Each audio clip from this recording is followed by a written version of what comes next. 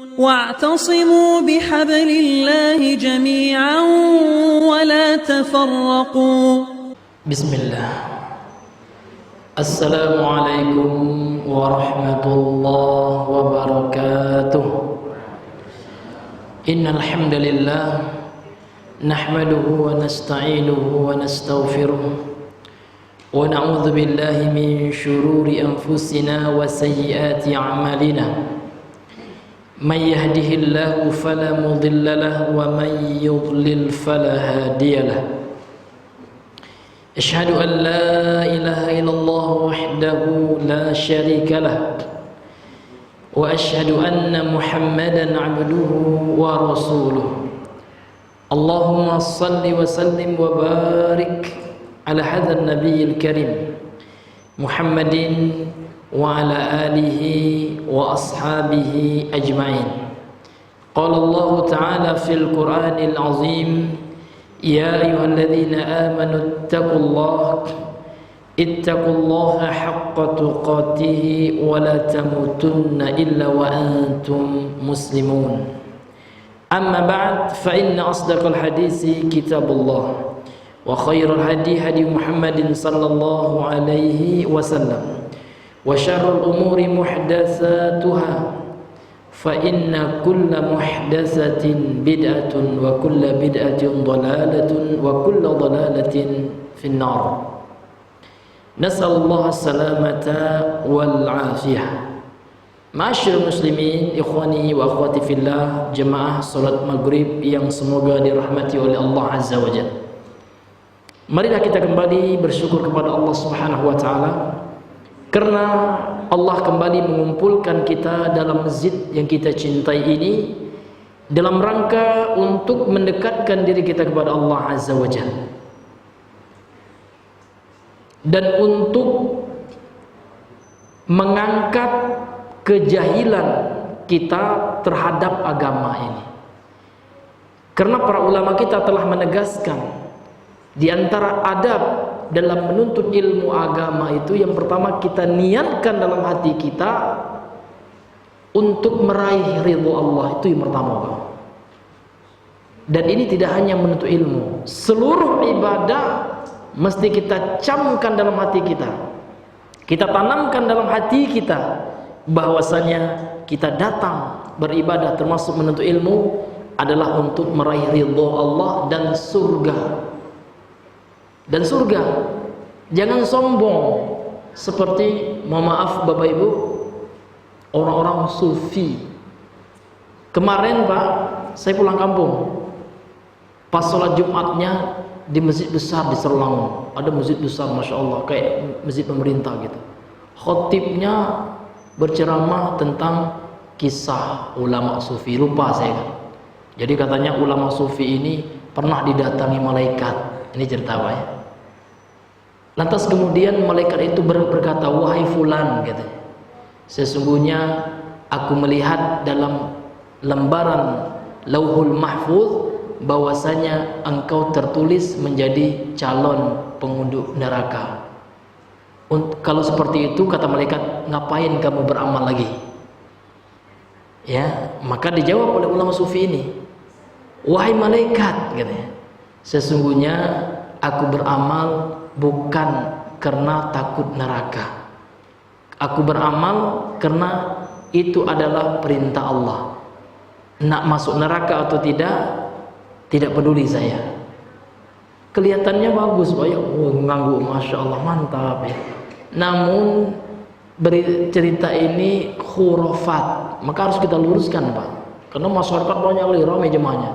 Yang pertama, menganggap malaikat tahu tentang perkara gaib, menganggap malaikat tahu tentang takdir, dan ini syirik, karena tidak ada tahu yang masalah gaib. Allah telah menegaskan dalam Al-Quran, qul la ya'lamu man fis samawati wal ardil ghaiba illallah. Ini Al-Quran, berarti cerita ini telah bertentangan dengan Al-Quran, berarti ini cerita batil.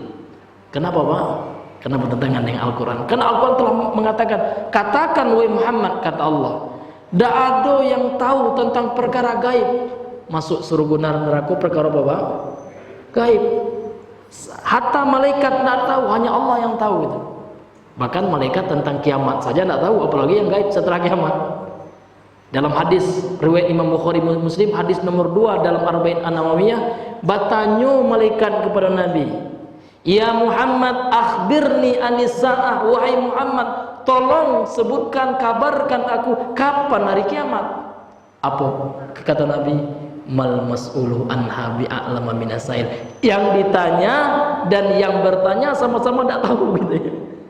Ini kapo cerita itu, Pak. Malaikat tahu takdir si fulan itu. Na'udzubillah. Tahu dia akan masuk neraka. Sedangkan hari kiamat saja, belum masuk neraka surga manusia lagi, hari kiamat saja dulu malaikat sudah tidak tahu. Ini Pak, ini na'udzubillah. Ini cerita-cerita namanya khurafat. Makanya Nabi itu visi dan misinya selain memberantas syirik, memberantas TBC, tahayul, apa Pak? Bid'ah, khurafat. Ejaan lamanya tulisannya curopat ya. Curopat. Tetapi kalau ejaan baku sekarang khurafat. Khurafat itu Pak, cerita-cerita yang tidak jaleh, ya, bertentangan dengan Al-Quran dan Al-Hadis. Ini Bapak Ibu yang Allah muliakan. Kemudian yang kedua Pak, cerita itu seolah-olah kita beribadah itu bukan karena surga dan bukan karena takut neraka. Ini salah, keliru. Kenapa? Karena Allah sendiri dalam Al-Quran memotivasi kita beribadah dengan surga. Sering kali kita baca ayat dalam surah Ali Imran, apa kata Allah? Wasari'u ila maghfiratin min rabbikum wa jannatin, kata Allah. Jelas sekali. Bersegeralah kalian menuju ampunan Allah dan surga. Jelas sekali Pak. Allah memotivasi kita, menyuruh kita bersegera beribadah, mohon ampunan dan surga. Motivasinya saat surga. Karena manusia itu Pak, kalau tidak ada motivasinya, tidak ada semangat hidupnya. Maka di antara motivasinya surga. Dan orang mengharap surga itu bukan berarti tidak ikhlas. Ini salah kaprah orang sufi ya. Yang tidak ikhlas itu kalau beribadah bukan karena akhirat, itu tidak ikhlas. Beribadah semata-mata hanya untuk dunia, itu tidak ikhlas. Untuk pujian untuk mendapatkan pujian manusia, untuk mendapatkan kepentingan dunia, itu tidak ikhlas. Yang ikhlas itu adalah kalau beribadah motivasinya ridho Allah, itu iya juga, betul, termasuk. Kemudian mendapatkan kebahagiaan di akhirat, meraih surga. Karena Allah jelas sekali memerintahkan kita, memotivasi kita dengan surga. Berarti salah dong Allah gitu ya. Orang sufi yang benar berarti Pak ya. Kalau seandainya awak tidak boleh menjadikan surga sebagai motivasi untuk beramal soleh. Ini kita harus, saya mendengarnya, ya Allah Pak, gemetaran juga, ya Allah, kasihan orang-orang ya. Orang-orang yang tidak tahu gitu Pak ya, kasihan kita gitu ya. Seharusnya khutbah itu penuh dengan ayat Al-Quran isi Pak ya. Dalil Al-Quran, dalil daripada hadis, perkataan sahabat gitu.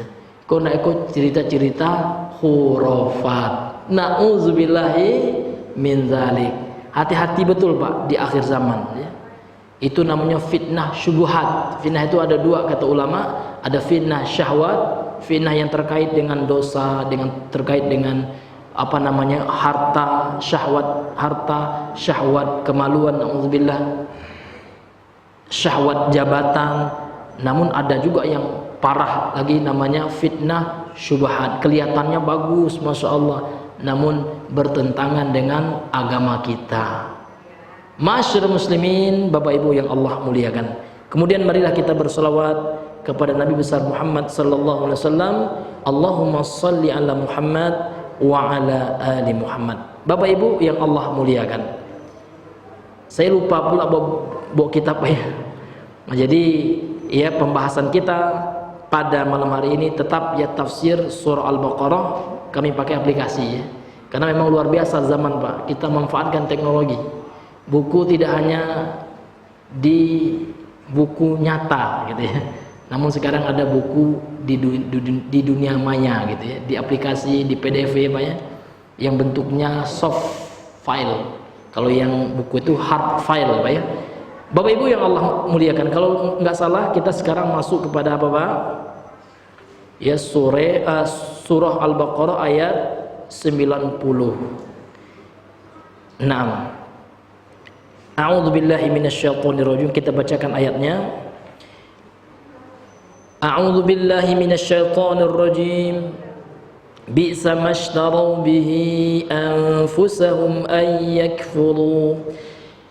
أن يكفروا بما أنزل الله بغيا أن ينزل الله من فضله على من يشاء من عباده فباءوا بغضب على غضب وَلِلْكَافِرِينَ عَذَابٌ مُهِينٌ. Yang artinya Allah Subhanahu wa taala berfirman, bi'sa mashtarau bihi anfusahum, maka amat buruklah, itu arti bi'sa itu. Maka amat buruklah mashtarau bihi anfusahum, perbuatan mereka menjual diri mereka dengan apa? Dengan kekufuran. Ayyakfuru, mereka kufur, mereka ingkar, mereka kafir. Bima anzalallah, dengan apa yang telah Allah turunkan. Apa sebab mereka kafir? Baghyan, dengki, Pak.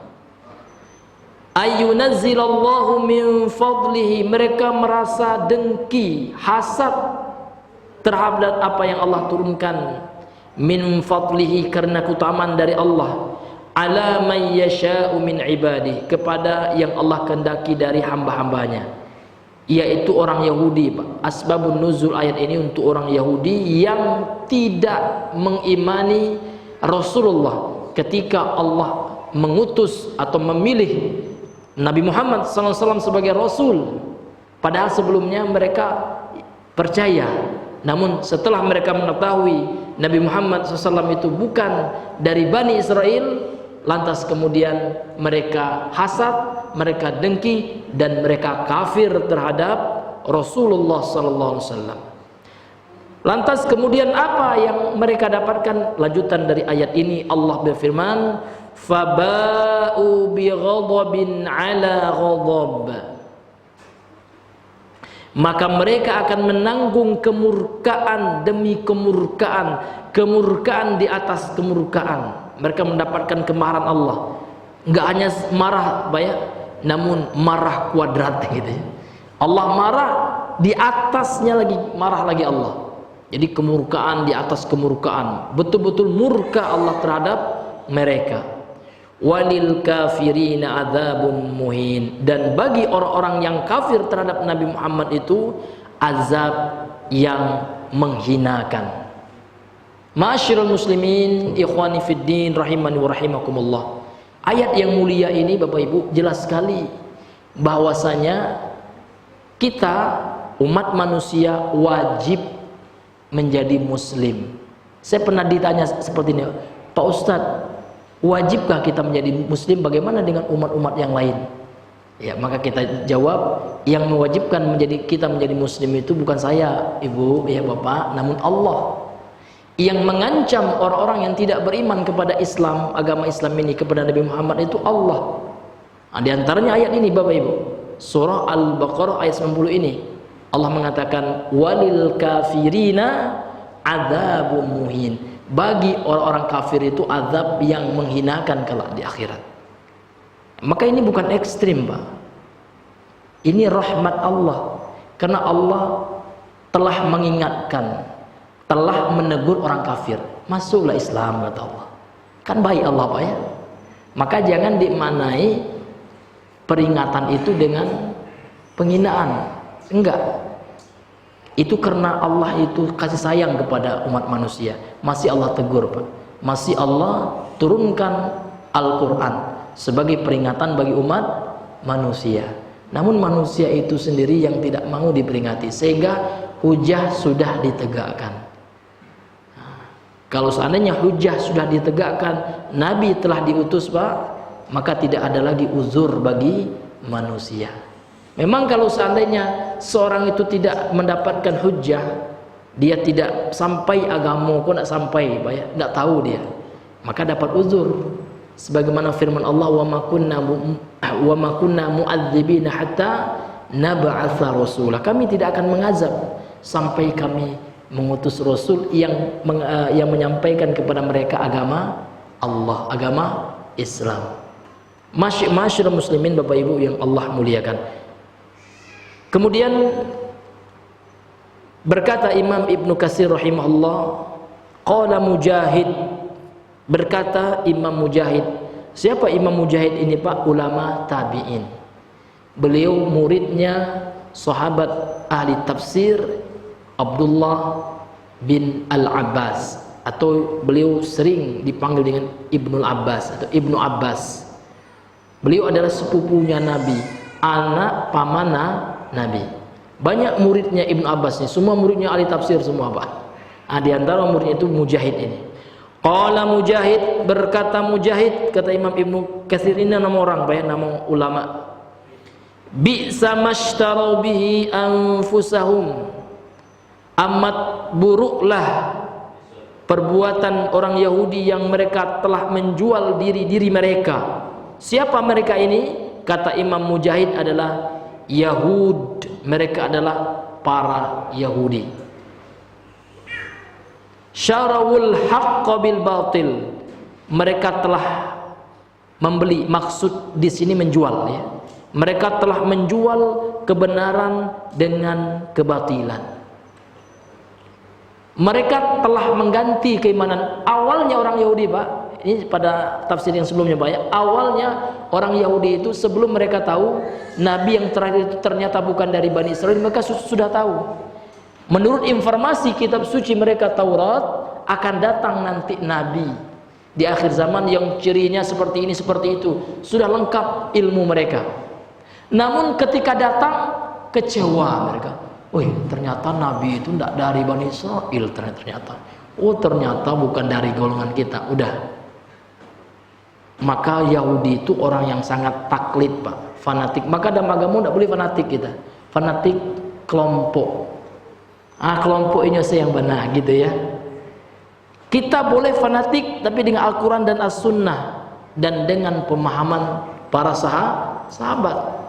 Tidak boleh fanatik kesukuan, nggak boleh fanatik jamaah kami yang benar, jemaah masjid inilah yang benar, yang lainnya bukan salaf. La ilaha illallah ya. Seolah-olah salaf itu Pak, dia yang nentuin, bukan kita yang nentuin, Allah yang menentuin. Karena salaf itu apa? Salaf itu adalah ya para sahabat Nabi. Nabi dan para sahabat itu yang salaf ya.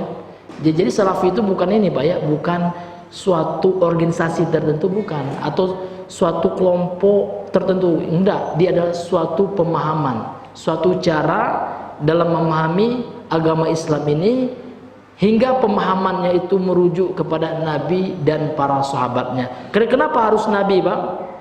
Karena memang agama ini diturunkan kepada Nabi. Kenapa harus sahabat? Karena manusia yang paling faham, yang paling tahu tentang agama ini sahabat. Ini masuk akal Pak. Kenapa? Karena sahabat itu hidup di masa Nabi. Tentu mereka lah yang tahu tentang masalah akidah, akidahnya sahabat, tentang masalah ibadah. Tentu sahabat yang boleh tahu tentang sholat Nabi itu, cara Nabi ruku, Nabi takbir, ya kan? Pak, karena sahabat hidup di masa Nabi. Kalau awal jauh Pak, awal 1000 ampe boleh tahun yang lalu, bara jauhnya tuh Pak. Ya, kalau sahabat hidup ya. Jadi di mana kita tahu pemahaman sahabat? Dalil yang menunjukkan, data-data, referensi, kitab-kitab. Ya, maka banyak sekali buku-buku tentang riwayat sahabat-sahabat Nabi. Di antaranya ada buku 15 jilid Pak, yang ditulis oleh Al-Imam Ibnu Abi Syaibah. Judulnya Al-Musannaf. Al-Musannaf ini lengkap asal-asal para sahabat. Bagaimana kesepakatan sahabat, bagaimana perkataan persahabat Abu Bakar, Umar, Utsman, Ali, Abu Hurairah, ya, Anas bin Malik, Sa'id bin Abi Waqqas, ya. Lengkap, Jabir bin Abdullah, lengkap semuanya. Tinggal kita yang belajar lagi, belajar bagaimana ibadahnya, beragamanya sahabat Nabi. Ini Bapak Ibu yang Allah muliakan. Kemudian ya, kata Imam Mujahid, Mujahid ini muridnya sahabat ini Pak. Imam Mujahid mengatakan ya, wa kitmana ma ja'a bi Muhammadin sallallahu alaihi wasallam, dan mereka orang Yahudi itu menyembunyikan, kitman itu artinya menyembunyikan ya apa yang telah datang dengannya Nabi Muhammad SAW. Mereka sembunyikan ya, dan tidak mereka jelaskan. Bi ayyubayyinuhu, ya, untuk mereka jelaskan, tidak mereka sembunyikan. Mereka tahu bahwasanya Nabi Muhammad itu benar, adalah betul berdasarkan data dari kitab suci. Mereka tahu Nabi Muhammad itu adalah Rasul yang terakhir, Nabi yang terakhir, mereka tahu. Namun karena mereka baghyan, itu sama dengan hasad, sehingga mereka tukar pengetahuan mereka itu dengan kekafiran. Makanya Allah mengatakan bi'sa mashtarau bihi anfusahum, sangat jelek, sangat buruk apa yang telah mereka jual diri-diri mereka dengan kekufuran, yang mana sebelumnya mereka telah mengetahui kebenaran yang dibawa oleh siapa? Oleh Nabi Muhammad sallallahu alaihi wasallam. Kemudian waqala as-Sudi, berkata al-Imam as-Sudi, ini juga murid Ibnu Abbas, tabi'in, ulama tafsir. Beliau berkata, makna dari firman Allah bi'sa mashtarau bihi anfusahum, yaqul, ya, Allah berfirman yang maknanya ini ba'u bihi anfusahum, mereka telah menjual dengan itu, yakni dengan kekufuran mereka itu, diri-diri mereka, yakni bi'sa ma i'tadu li anfusihim waradu bihi, ya, amat sangat jelek apa yang dipilih untuk diri-diri mereka, waradu bihi, dan mereka ridha dengan kekufuran. Mereka memilih kufur Pak, karena kedengkian tadi, karena hasad mereka tadi, karena iri hati mereka tadi, ya, menyebabkan mereka kufur. Na'udzubillah min dzalik. Dan mereka ridha, rela mereka, wa adalu ilaihi minal kufri, sehingga mereka ya condong kepada kekufuran, daripada bima, daripada apa anzalallahu, yang telah Allah turunkan ala Muhammadin, kepada Nabi Muhammad sallallahu alaihi wasallam, ila tasdiqihi, kepada membenarkan Nabi, wa mu'azaratihi wa nusratihi, dan dari menolong membela Nabi sallallahu alaihi wasallam. Padahal mereka tahu Nabi Muhammad adalah Nabi yang benar, Nabi terakhir, Rasul yang terakhir, namun mereka lebih memilih kekufuran daripada mengimani apa yang Allah turunkan kepada Nabi Muhammad sallallahu alaihi wasallam. Jadi Pak, kalau seandainya ada orang yang menolak kebenaran, ini pelajaran yang bisa kita ambil Pak, ya, supaya kita jangan terjatuh ke dalam apa yang telah menimpa orang Yahudi di masa itu. Orang Yahudi itu tahu kebenaran, namun karena sakit hati, akhirnya Pak, dia meninggalkan kebenaran itu karena sakit hati. Sehingga ada orang sekarang Pak, dia tahu sunnah itu Masya Allah, tapi karena sakit hati sama orang sunnah, yalah dia nak sunnah sewaleh, kan gitu. Sama Pak, sama jo. Na'udzubillahi. Bahkan yang lebih parah daripada itu, ada orang yang tahu kebenaran Islam, tapi karena dongkol dengan Islam, karena tidak betul-betul ikhlas dalam beriman, kafir dia, murtad dia. Contoh sekarang yang lagi diburu itu Pak, tahu enggak Pak? Namanya nama Islam Pak, Saiful Ibrahim namanya. Sekarang terkena kasus penistaan agama Nabi Muhammad, na'udzubillah, dicela-celanya. Akhirnya Pak, dikadukan dia ke kepolisian, kabur dia ke atau di Amerika itulah. Nak pulang payahnya, ya. Na'udzubillahi min dzalik. Padahal dia tahu itu Islam itu benar, tahu. Namun karena sakit hatinya, ditambah pula ada iming-iming dari orang kafir itu, non muslim Pak. Kalau Bapak murtad masuk agama ke kami, ada bulanannya Pak. terjuallah keimanan mereka Pak ya. Awalnya kena sakit hati itu Pak. Ini Bapak Ibu yang Allah muliakan. Maka hati-hati ya, jangan sampai kita sakit hati dengan oknum, banyak oknum, sehingga kita mencintai, sehingga kita membenci agamanya. Beda Islam dengan Muslim Pak. Kalau Islam itu agamanya, Muslim pelakunya. Kalau Islam itu agama yang benar, yang maksum, tapi kalau pelakunya belum tentu benar oknumnya. Ya Pak ya. Maka lihatlah Islam itu sebagai agama, bukan dilihat Islam itu kepada orang Islamnya. Karena kalau orang Islam Pak, apalagi di negara kita yang mayoritas Islam Pak ya, yang macam-macam itu pasti banyak yang Islam. Karena memang realitanya seperti itu. Yang korupsi tanya Pak agama Pak, Muslim. Kebanyakan Pak ya. Yang nauzubillah ya, yang merampok juga itu juga ya.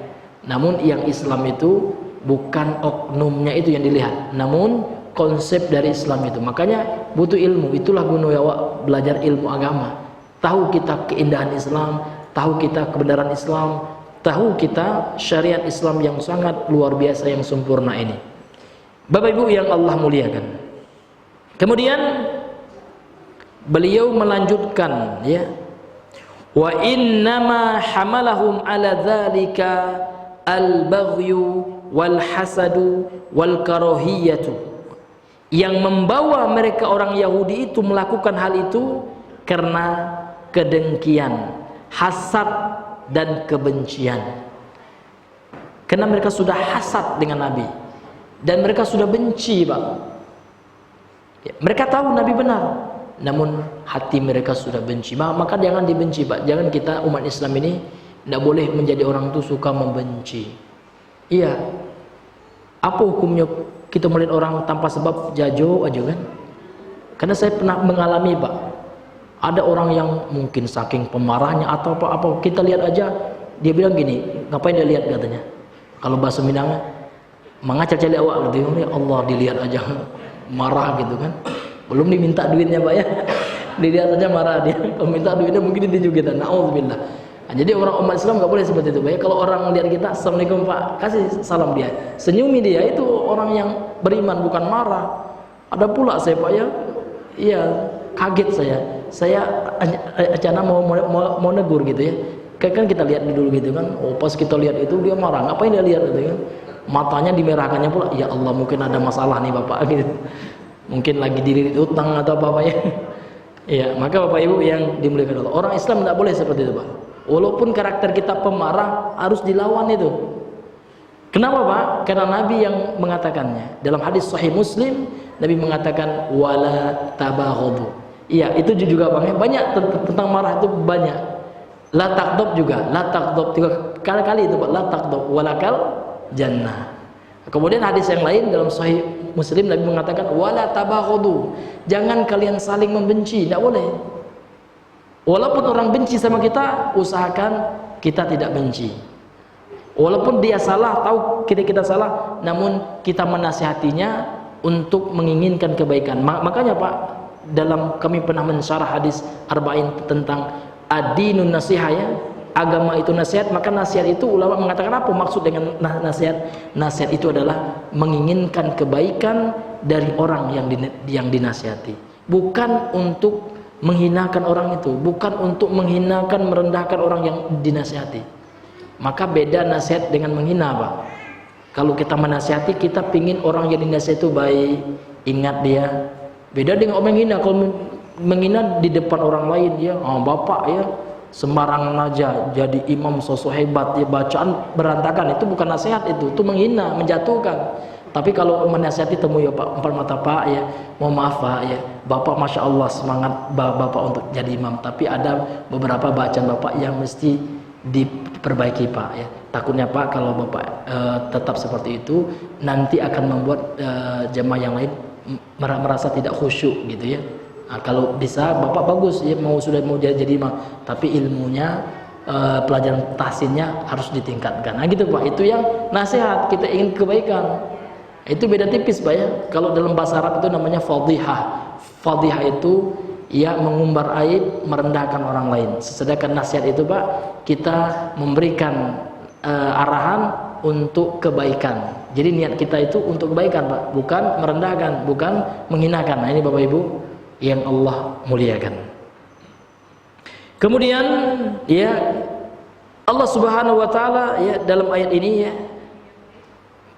berfirman, ayyunazzilallahu min fadlihi ala man yasha'u min ibadihi. Jadi orang-orang Yahudi itu hasad, dengki, benci kepada Nabi Muhammad lantaran apa?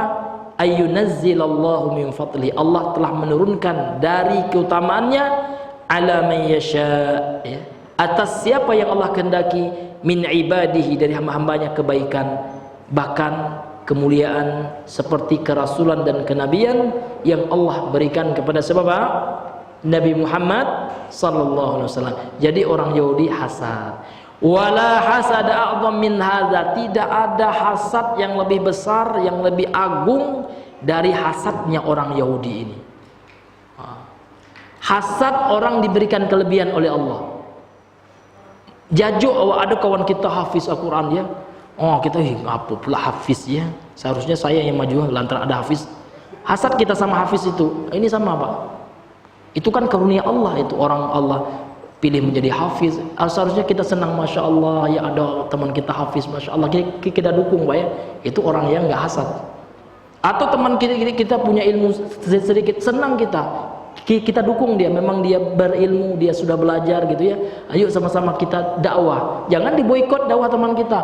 Jangan itu. Ya, Pak, jangan hadiri dia, Pak. Dia dicari alasan yang enggak masuk akal, yang tidak ilmiah. Karena ada hasad ya. Na'udzubillah. Di Saudi itu, Pak, itu macam-macam. Saya pernah umroh kemarin itu dan pernah bercerita dengan teman-teman yang di Saudi itu, macam-macam halakohnya, Pak ya. Ada yang rame, ada yang sepi, bahkan ada yang satu aja. Namun guru yang satu itu tidak pernah dia hasad dengan guru yang lainnya, ya kan? Tidak pernah dia burukan syekh yang lain gitu ya, tidak ada. Ya, bahkan ini diceritakan juga Pak ya, Syekh bin Bas itu pernah mengundang Syekh Albani. Mereka kan satu masa Pak ya, satu dekade lah hidupnya di masa yang sama. Diundangnya Syekh Albani itu untuk mengajar di kampus Jamiah Islamiyah itu ya. Ketika itu rektornya Syekh bin Bas. Dan Syekh Albani juga didaftarkan oleh beliau karena beliau ulama besar Pak, mufti di Saudi itu, untuk menjadi pengajar di Masjid Nabawi.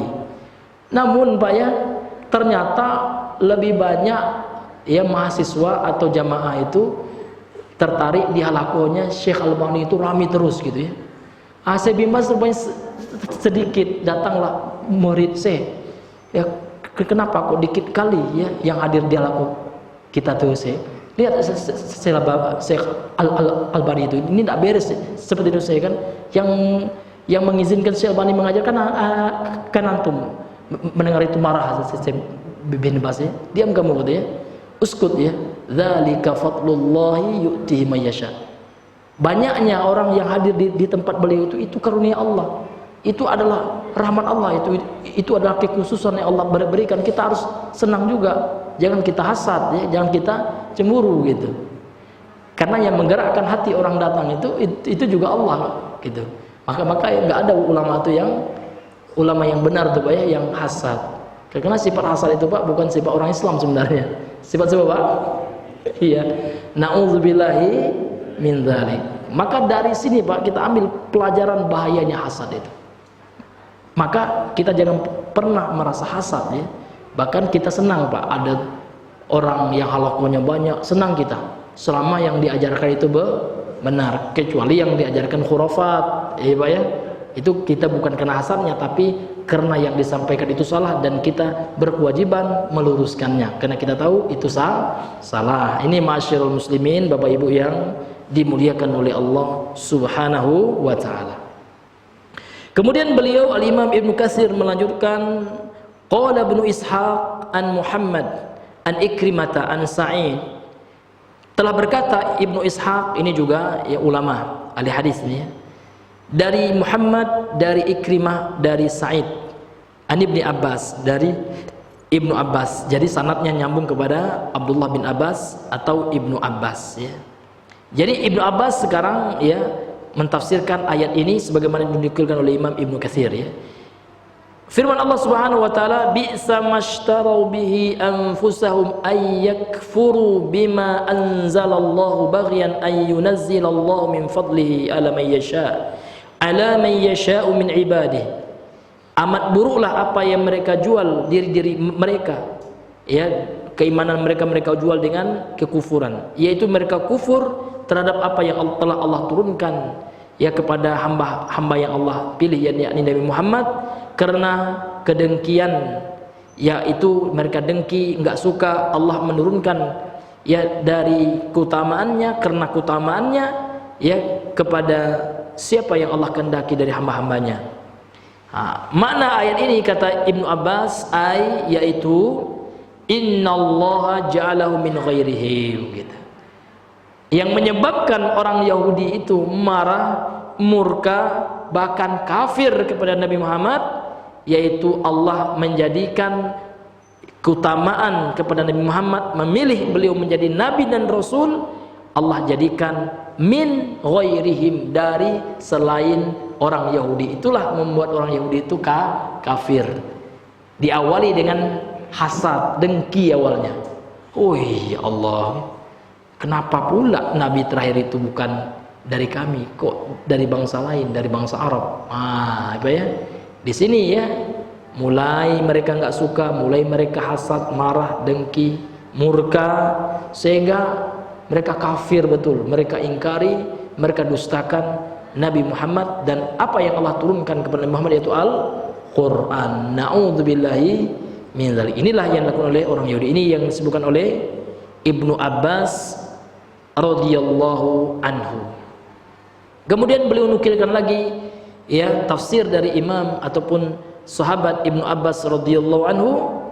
Qala Ibnu Abbas, berkata Ibnu Abbas, fal ghadabu 'alal ghadab, yang dimaksud dengan firman Allah karena kekufuran orang Yahudi tadi, mereka faba'u, mereka mendapatkan kemurkaan di atas kemurkaan. Maksudnya kata Ibnu Abbas, faghadabuhu 'alaihim fima kanu dayya'u minat Taurah, bentuk kemurkaan Allah atas mereka fima kanu, dahulu mereka dayya'u, menyia-nyiakan, minat Taurah, dari kitab Taurat, wahiyya ma'ahum, sementara kitab itu bersama mereka, Allah turunkan kepada mereka, mereka sia-siakan. Kenapa mereka sia-siakan, Pak? Mereka tidak mengimaninya, mereka kufur kepada ayat Taurat yang menjelaskan tentang kenabian Nabi Muhammad. Maka dalam Taurat yang asli, Pak, yang original teksnya, yang belum dirubah oleh pendeta Yahudi ya, teks asli Taurat itu menjelaskan tentang kebenaran agama Islam, menjelaskan tentang kebenaran Nabi Muhammad. Maka Ibnu Abbas mengatakan kenapa mereka kufur dan kenapa mereka mendapatkan kemarahan di atas kemarahan dari Allah, karena mereka telah menyia-nyiakan ayat suci Allah berupa Taurat yang telah Allah turunkan kepada mereka. Ini kata Imam Ibn Abbas. Wa ghadiba, dan Allah juga murka bi kufrihim, lantaran kekufuran mereka. Mereka kufur kepada Nabi Muhammad, tidak yakin mereka. Maka siapapun yang tidak beriman kepada Nabi Muhammad, Allah murka itu. Maka orang Nasrani itu Allah juga marah, murkai, karena mereka sesat gitu ya. Orang Yahudi juga, orang non muslim semuanya seperti itu. Inilah konsep tauhid. Maka kalau nggak mau dimurkai oleh Allah, masuklah Islam, karena Islam itu, Pak, tidak pernah menutup diri untuk seluruh umat manusia, berbagai ras, bangsa, bahasa. Orang Cina silakan masuk Islam, kan gitu. Karena memang syarat untuk meraih kebahagiaan surganya Allah itu adalah Islam. Ini Nabi sendiri yang mengatakan, Pak, dalam hadis Sahih Muslim, Rasulullah bersabda, la yasma'u bi ahadun min hadhil ummah yahudiyan kana am nasraniyan thumma yamutu falam yu'min bima ursiltu bihi kana min ashabis sa'ir, kata beliau. Tidaklah mendengarkan, maksud mendengarkan itu mendengarkan dan mengikuti, mentaati apa yang aku diturunkan dengannya, yaitu Al-Quran dan agama Islam itu ya, baik dia seorang Yahudi ataupun Nasrani, kemudian dia meninggal orang Yahudi dan Nasrani ini dan tidak beriman kepada agama yang dibawa oleh Nabi, kepada Al-Quran yang diturunkan kepada Nabi, tidak beriman mereka kepada Nabi Muhammad, kepada Al-Quran, kalau meninggal mereka tidak masuk Islam, kata Rasulullah apa Pak? Kana min ashabis sa'ir, dipastikan dia menjadi penghuni neraka yang menyala-nyala. Na'udzubillah. Ini menunjukkan apa? Wajib masuk Islam. Maka saya pernah ditanya, apakah wajib masuk Islam itu Pak Ustadz? Bagaimana dengan agama-agama yang lain? Agama yang lain itu bukan agama Pak, itu fake, palsu agamanya. Maka masuklah agama yang benar satu-satunya, yaitu agama Islam. Nah, ini keyakinan kita Pak. Ini bukan ekstrim. Ada orang bilang ekstrim. Na'udzubillah, itu bukan ekstrim. Inilah konsekuensi dari la ilaha illallah. Kalau kita meyakini Allah itu satu, berarti agama itu juga satu. Karena agama yang diridhoi oleh Allah itu cuma satu, Islam. Inna dina indallah Islam, kata Allah. Sesungguhnya agama yang di sisi Allah, yang Allah ridhoi itu hanya Islam. Dalam ayat yang lain Allah mengatakan, wa may yabtaghi ghairal islam dinan, barang siapa yang mencari selain Islam sebagai agama, falay yuqbala minhu, tidak akan diterima agama-agama lain itu. Ditolak agamanya, pelakunya masuk neraka. Wa huwa fil akhirati minal khasirin, pelakunya itu kalau meninggalnya Pak, menjadilah orang-orang yang merugi. Na'udzubillahi min dzalik. Maka ini akidah kita nih, konsep umat Islam. Ya, lakum dinukum waliyadin. Bagi kalian silakan. Kalau seandainya kalian tidak mau masuk Islam, ya kami kan tidak ada maksa juga, Pak ya. Namun kami hanya menyeru, kalau ingin bahagia berdasarkan keyakinan Al-Quran yang kami pahami, As-Sunnah yang kami pelajari, masuk agama Islam. Tapi kalau kalian ingin kufur juga, ya nggak bisa kita paksa ya. Karena Allah mengatakan la ikraha fiddin, nggak ada paksaan Pak. Namun kalau sudah masuk Islam, harus ada kewajiban yang harus dilakukan dan larangan yang harus ditinggalkan. Ini ma'asyiral muslimin yang Allah muliakan. Kemudian kata Imam Ibnu Abbas, kita lanjutkan perkataan beliau, wa ghadiba bi kufrim, dan Allah itu murka lantaran kekufuran mereka orang Yahudi itu, bihadan nabi, mereka kufur dengan nabi ini, yakni Nabi Muhammad, alladzi ahdatsallahu ilaihim, yang mana Allah munculkan kepada mereka, setelah itu ternyata mereka kufur. Na'udzubillahi min zalik. Kemudian berkata Imam Ibnu Katsir, qultu, saya katakan. Nah, ini ada komentar dari Imam Ibnu Katsir. Wa ma'na ba'u, kan dalam ayat ini, penggalan ayat ini Allah mengatakan faba'u bi ghadabin ala ghadab. Ba'u itu artinya istaujabu wastahaqqu wastaqarru, ya. Kekufuran yang mereka lakukan oleh orang Yahudi itu faba'u, mewajibkan, ya. Wastahaqqu, berhak mereka, wastaqarru, ditetapkan untuk mereka kemurkaan di atas kemurkaan Allah. Itu arti waba'u itu Allah telah tetapkan untuk mereka, Allah telah jadikan berlayak, berhak untuk mereka mendapatkan kemurkaan di atas kemurkaan dari Allah Subhanahu wa ta'ala. Istaujabu wastahaqqu wastaqarru bi ghadabin ala ghadab. Ini kata Imam Ibnu Katsir. Kemudian beliau nukilkan lagi pernyataan ulama tabi'in ahli tafsir dari kalangan tabi'in, yaitu Al-Imam Abul Aliyah. Ini sama apa ya? Satu masa, Imam Mujahid, Imam As-Sudi, Abul Aliyah, ini ulama-ulama tafsir terkenal ya di masanya. Ya, ini ulama salaf ya. Karena salaf itu Pak ada makna secara pemahaman, ada makna secara waktu atau masa. Kalau maknanya secara dalam tinjauan waktu, yang masa salaf itu kapan dikatakan masa salaf, kan gitu. Itu adalah abad ke-1, 2, 3 Hijriah. Dalilnya apa Pak? Dalilnya hadis dalam Sahih Al-Bukhari.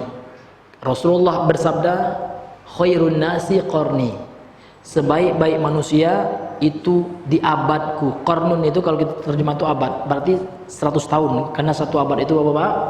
100 tahun. Jadi yang hidup 100 tahun dari 1 Hijriah sampai ya 100 Hijriah. masa abadku, yakni masa Nabi dan para sahabat. Tsummal ladzina yalunahum, kemudian 100 tahun setelah abad yang kedua, yaitu abad atau masa tabi'in.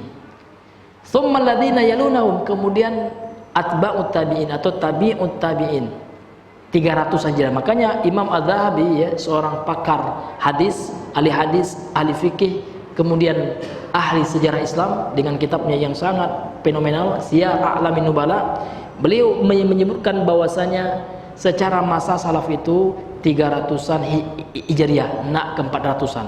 Kalau sudah 400-an, maka kalau seandainya ada ulama yang lahir atau meninggal 400-an Hijriah atau 500-an Hijriah, secara masa itu bukan salaf. Itu bukan salaf ya. Makanya kalau Imam An-Nawawi, Imam Ibnu Hajar ya, itu secara masanya enggak masuk karena mereka 800-an, 600-an Hijriah. Namun salaf itu dua maknanya, secara waktu, masa, yang kedua secara pemahaman. Kalau secara pemahaman kapanpun waktunya, selama pemahaman itu merujuk kepada pemahaman Rasulullah, para sahabatnya, tabi'in dan atba'ut tabi'in. Ini ma'asyiral muslimin yang Allah muliakan.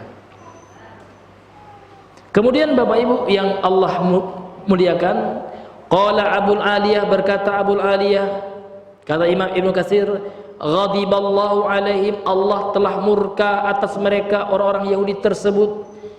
Lantaran apa? Bikufrihim, disebabkan kekufuran mereka. Bil Injil. Nah, orang Yahudi itu Pak nggak hanya sama Al-Quran, sama Injil aja mereka kufur. Kalau Islam nggak boleh Pak.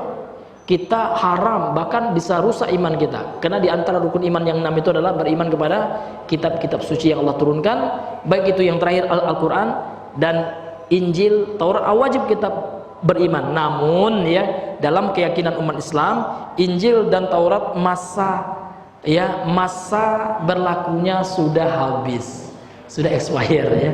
Kenapa? Karena setelah turun Al-Quran dia tidak lagi berlaku. Namun tetap kita imani Injil yang asli itu memang dari Allah, Taurat yang asli, Zabur yang asli itu dari nabi-nabi yang sebelumnya.